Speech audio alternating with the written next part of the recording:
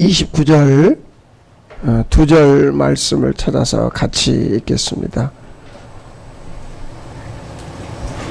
창세기 5장 28절 29절입니다. 같이요. 라멕은 182세에 아들을 낳고 이름을 노아라 하여 이르되 여호와께서 땅을 저주하심으로 수고롭게 일하는 우리를 이 아들이 안위하리라 하였더라. 아멘. 공동번역 개정판으로 봤더니 이 안위, 노아의 이름 뜻이 안위잖아요. 한문으로 내가지고 이제는 좀 이 아들 때문에 편안해지리라 그런 내용인데, 공동번역은 내가 이 아들 때문에 한숨 돌리게 되리라. 네, 그렇게 번역을 해놨어요. 그래서 제목을 한숨 돌리게 해주시는 분으로 한번 해봤습니다.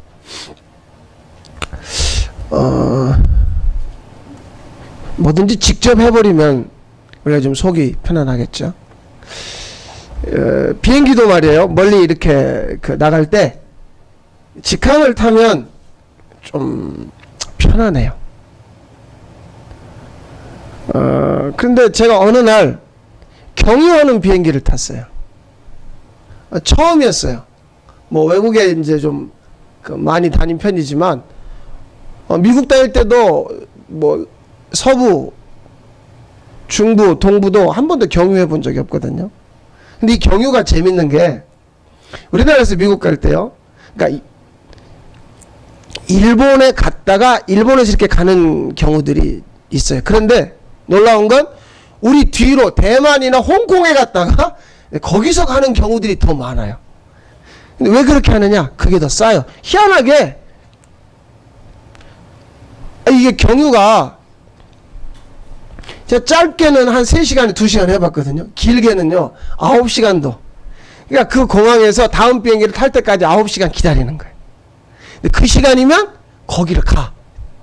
근데 9시간이라는 시간 어떤 시간이냐면 그건 한마디로요 이 죽음의 자리예요.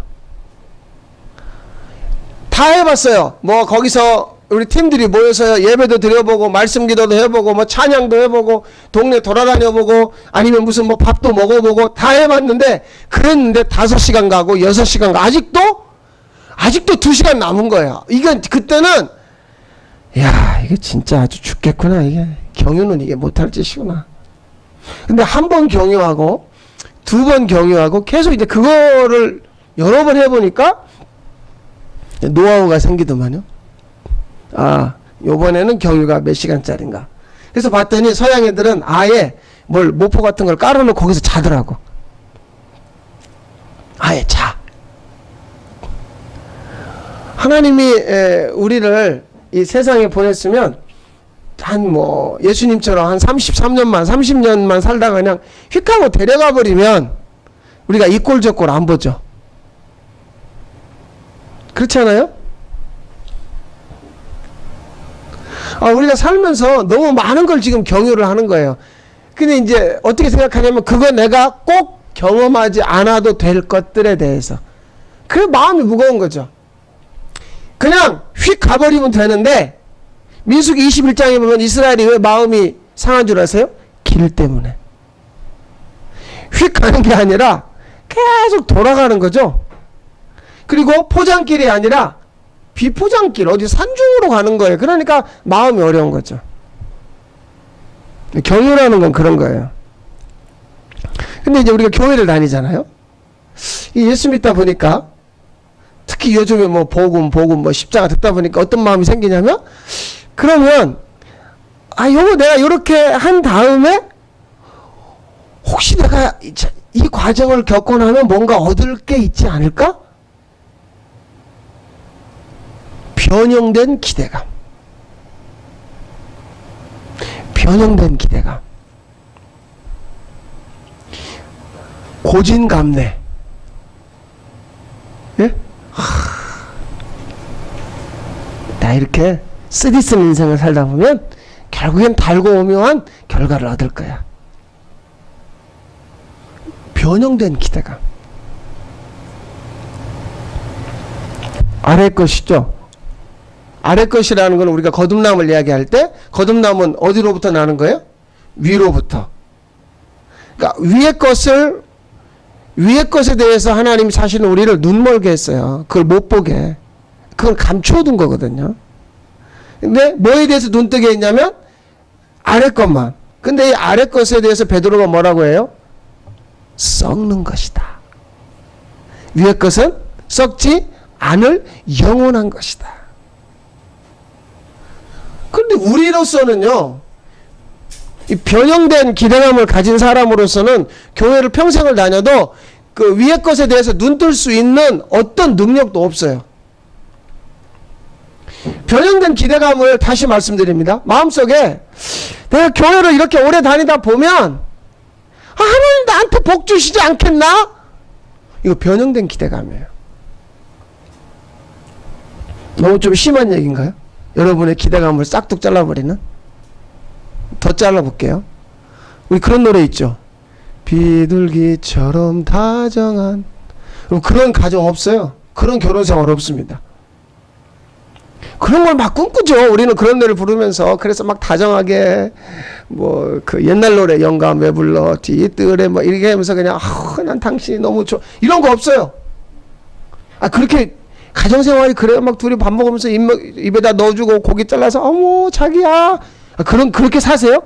그게 막 그래서 막 서로 지금도 보면 막 가슴이 뜨거워지면서 막 그냥 그래요? 두근두근 심장이 박동해. 그런 결혼생활이 있어요? 정말 다정한 남편을 원하세요? 없다니까요. 그런데 내가 마음속에 그려놓은 그 변형된 기대감으로 나는 결혼하면 그래서 막 홈드레스를 입고 쫙 이런 거 꾸며놓고 그래서 앞치마 입고 남편이 오면은 밥상 딱 차려냈다가 오늘도 너무 고생하셨어요. 근데 그 남편은 문을 확 닫고 들어가면서 자버려.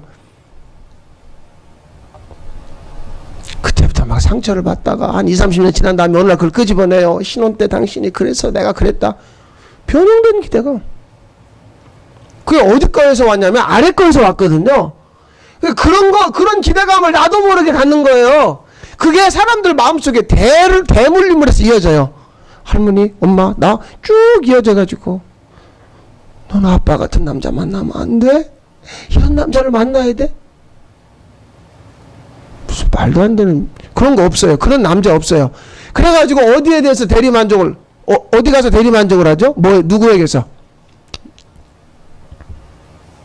뭐 자식이라고 할 수 있지만 요즘은 그렇잖아요. 연예인들 보라고 저 남자 저렇게 저 여자한테 다정하게 해주는 것 좀 보라고. 계속해서 세상이 우리에게 대리만족을 줄수록 우리는 그걸 빨아먹으면 먹을수록 우리의 변형된 기대감은 더 커지죠.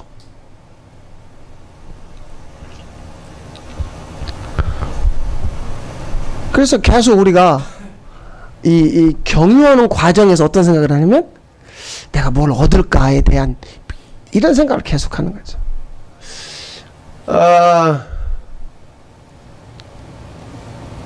베트남의 하노이 공항에 경유를 처음 갔을 때 그 인천공항에서 출발할 때 밥을 못 먹고 갔어요. 많이 배가 고팠어요. 그런데 빵을 서울에서 사가지고 갔거든요. 우리 팀이. 공항에 도착했는데 빵은 있는데 물이 없는 거예요. 근데 물을 사 먹을 돈이 없어요. 그래서 이제 이 빵과 물을 좀 물물교환을 했으면 좋겠다 하고 좀 이렇게 둘러봐도 빵을 들고 와서 얘기를 해도 그 사람들이 그 베트남 아직도 공산국가이기 때문에 공항도 군인들이 지키고 있어요. 빵은 있는데 물이 없더라고요. 10원짜리 하나 내 마음대로 쓸 수 없다는 이제 그 상황이 된 거예요. 그런데 그 공항 2층에 카페가 있는데 카페에서 라면을 팔더라고요. 근데 거기를 지나가는데 내 귀에 들리는 말이 있어요. 목사님, 권사님 빨리 오세요. 라면 불어요. 근데 거기에 제가 한 30초쯤은 서 있었던 것 같아요. 부르는 칭호가 다 뭐예요? 목사, 권사, 장로, 집사 그래. 그러니까 어디서 온 거예요? 교회에서 어디 뭐 선교지 가는 거예요. 근데 막 모여가지고 빨리 오세요. 라면 불어요. 나는 지금 물 한 모금 마실 수 없는데 라면을 먹고 있더라고. 그러면서 주머니에서 막 돈을 끄집어내서 막 쓰는 거예요.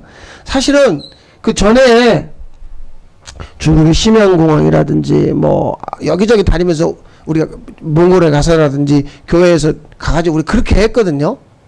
그러니까 무슨 얘기냐면 하나님이 얼마나 잔인한 분인 줄 아세요? 그 네 변형된 기대감에 대해서 완전히 잘라버리는 거예요. 그게 시작인 줄 몰랐어요. 그 자리가 무슨 자리냐면 죽음의 자리죠. 물 한 잔 못 먹었다고 죽어요? 그게 시작이라니까요. 근데 그 다음부터 하나님이 우리를 데려가는 자리는, 그러니까 경유하는, 이 경유의 자리는 어떤 자리예요? 죽음의 자리예요. 그런데 극구 사람들은 뭐 하려고 그래요? 자기를 부인하지 않으려고 한다니까요. 거기서 부인을 해야 돼요. 그래야 경유하는 과정에서 자기 부인이 일어나야 그 다음 하나님이 원하는 자리로 갈 수 있는데, 그래서 하나님이 우리를 부인시켜버리는 거죠. 뭘 부인시킬까요? 내가 그동안에 내가 자랑했던 거, 내가 자랑스럽게 여겼던 거. 그래? 너 그게 그렇게 네가 입만 열면 그거? 그러니까 내가 자기 부인 안 하니까 하나님이 자기 부인 시켜버린다고요. 어떤 자리로 데려가서요? 죽음의 자리.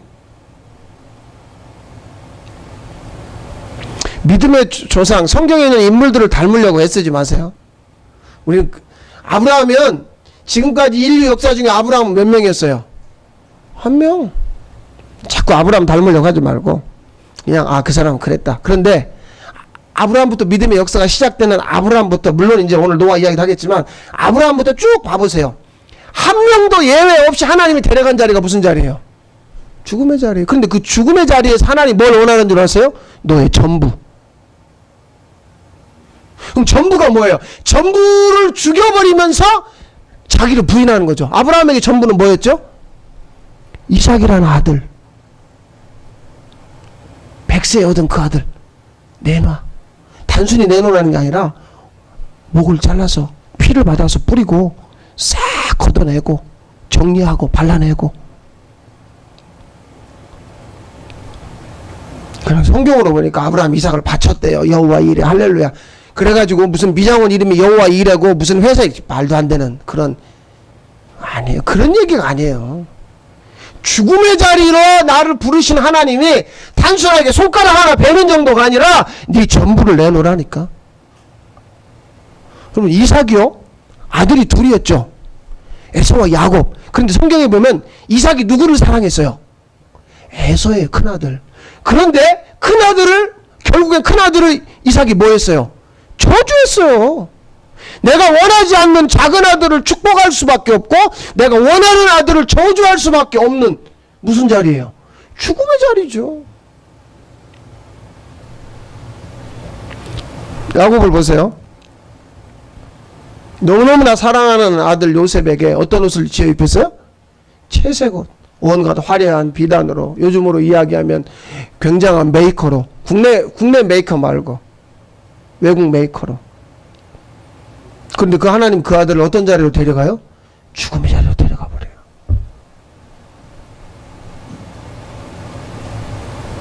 그러니까 야곱은요, 요셉을 잃어버린 다음에 죽음의 세월을 산 거예요. 어느 한 사람, 이게 다 누구를 향해서 지금 달려가고 있어요? 예수 그리스도. 결국 그 예수 그리스도가 어떤 자리로 올라가셨어요? 죽음의 자리. 거기서 자기를 부인했어요. 하나님이 지금 우리를 데려가려고 지금 왜 이렇게 우리를 자꾸 경유시킬까요? 우리가 이 세상에 있는 사람 어느 한 사람이라도 그냥 하나님 난 됐어요 그냥 바로 직항합니다. 그런 인간 자체가, 인간이 말종인데, 창세기 8장에서 하나님 노아 보고 뭐라고 그래? 사람 언제부터 악하다고요? 어릴 때부터, 태어나면서부터 악하다니까요, 존재 자체가. 그런데 부인하겠어요, 자기 부인? 누가 기꺼이 죽음의 자리로 가겠어요? 못 가죠. 그러니까 하나님이 너는 못 가. 그러니까 내 아들을 내가 그 죽음의 자리로 데려가기 위해서 이 앞에 사람들을 전부 하나하나 죽음으로 만져가는 거예요. 그러면서 자기 부인을 하는 거죠. 그러니까 오늘 라멕이 노아를 낳았어요. 그래놓고 이 저주받은 땅이, 이 세상 사람들이, 이 땅과 사람들이 너 때문에 위로를 받고 한숨을 돌리게 하리라. 그러니까 이게 가짜죠. 자, 우리가 대리만족하려고 하고 우리가 조금 이제 한숨 돌렸어, 이제 한숨 돌리게 됐어 라고 여기는 대상이 자식이에요. 맞죠? 맞아요. 그거에 대해서 하나님은 부인해버린다니까요. 네가 네 아들로 네가 한숨 돌릴 수 있다고? 저주처럼 들리죠. 내가 요즘 우리 자식을 많이 믿고 있는데 이러다가 뭔 일 나면은 오늘 설교가 맞아 떨어지는 거야? 아니면 그냥 하나님이 그렇게 너는 네 자식으로 노아로, 아니 노아를 이야기하는 게 아니라 지금 이 아들은 누구를 얘기하는 거예요? 아들 예수 그리스도로 말미암아 한숨을 돌릴 수밖에 없는, 근데 그 아들이 올라간 자리가 어떤 자리예요? 그렇죠. 그러니까 십자가를 경유하지 않는 상태에서 누구도 한숨을 돌릴 수 없다죠. 그러니까 불안해할 이유가 있어요, 없어요? 없어요. 이 싸움은 어떤 싸움이냐면 이미라는 말이 중요합니다. 이미 십자가에서 예수 그리스도가 십자가를 경유함으로 말미암아 그분이 죽음의 자리에서 완성해 놓은 그런 완성된 구원이고 완성된 영광이죠. 그런데 자꾸 우리가 지금 그걸 이루어내려고 하니까, 우리하고 마귀하고 싸울 수 있어요? 그 말은 마귀가 세고 우리는 약하다는 게 아니라 마귀는 우리하고 싸울 존재가 아니에요. 마귀는 그냥 하나님의 수하일 뿐이에요. 근데 마귀를 통해서 하나님이 우리를 십자가를 경유하는 자리로 데려간다니까요. 그러니까 극구 사양해 보세요. 아니면 계속 딴소리 하세요. 거기서 하나님의 은혜와 사랑을 발견하는 게 뭔 줄 아세요? 나는 입만 열면 딴 얘기 했는데, 그런 나를 내가 딴 얘기 하는 거 있죠. 그러니까 그 딴 얘기를 하나님이 부인시켜버려요. 부인시킨다는 게 그게 아무것도 아닌 게 돼버리는 거죠. 그게 어떻게 됐어요? 불면 날아갈 티끌이요? 먼지가 돼버렸어요. 그러니까 그때서 얘기하는 거예요. 나 여태 그거 붙잡고 살았는데 그거? 아무것도 아니네. 이제 그러니까 허탈한 거죠. 허탈한 거예요. 그때 이제 복음이 들려오는 거예요. 그게 은혜예요. 그러니까 하나님 나를 부인시켜버리는 자리로 데려가기 위해서 내가 계속 헛소리 하는 거죠. 엉뚱한 거 자랑하는 거예요. 막 우리는 막 이런 거 저런 거 막 얘기를 하는 거예요. 그래서 그것 때문에 사람이 뭐 하는 줄 아세요? 안심을 해요. 한숨 돌려요. 그래도 대출은 좀 받았지만 그래도 일단 아파트는 샀어. 이제부터 한 20년 일하면 이거 갚을 수 있으니까, 뭐 이렇게 더군다나 맞벌이 하면 10년 만에 갚을 수 있고, 또 애들이 크면 5년 만에도 갚을 수 있으니까 안심하는 거야. 이제는 뭐, 빚도 많이 줄었고, 이제는 이제 몸도 많이 좋아졌고, 이제는 아이들도 많이 컸고, 그거에 대해서 하나님은 내버려 두는 거예요. 재밌네, 쟤들. 쟤들 계속 저걸로 한숨 돌리려고 하네. 정말 하나님의 은혜와 사랑은 그 한숨 돌린다고 하나님 그 맥을 잡죠. 잠깐만. 그거 경유해 가지고는 하나님의 인정을 받을 수가 없어요. 그러니까요, 내가 죽을 만큼 어렵다고 그래서 십자가 통과하는 게 아니에요. 아니에요. 그럼 노아가 태어났어요. 기대감이 있죠. 변형된 기대감이에요. 너를 통해서 이 땅이, 저주받은 땅이 이제 좀 한숨 돌리게 될 거야. 그 아버지 그렇게 생각했어요. 근데 하나님 편에서는 노아는 그거 하는 게 아니야. 노아는 내가 이루어야 낼 구원의 통로로서 그 구원을 이루기 위한 경유지일 뿐이야. 노아는 경유지예요. 그러니까 노아 시대가 얼마나 잔인합니까? 사람들 다 어떻게 됐어요? 사람들 다 어떻게 됐어요? 다 죽었잖아요. 안 죽었어요? 안 죽은 사람 있어요? 노아의 가족 말고?